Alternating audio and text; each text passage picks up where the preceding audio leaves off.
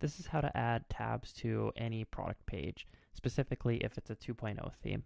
So to kick things off, you'll want to navigate over to your theme customizer. So the way that you do that is you go online store, themes, and then click customize. You can either customize a backup theme or a live theme. I'll be customizing a live theme. So I'll hit customize here. Then at the top at this drop down, you'll want to go over to whatever product template you're editing. If you don't know what product templates are, I got videos on that.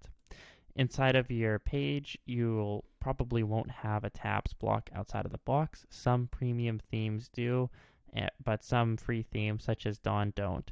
If you don't see tabs over here, what you'll want to do is navigate to the Shopify App Store and download this app here called Flexi Theme Blocks. It's $5 a month with a 14-day free trial. I can leave this in the description.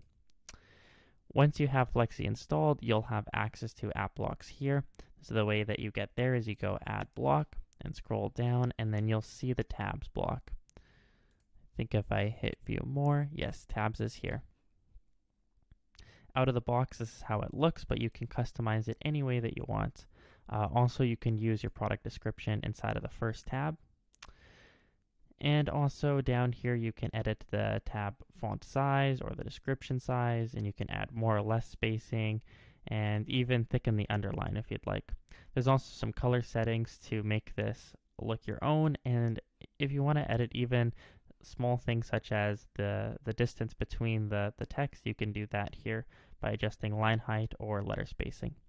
Hopefully this video makes sense to you, and please leave a comment if you have any questions, or subscribe if you like the video, and please give it a like.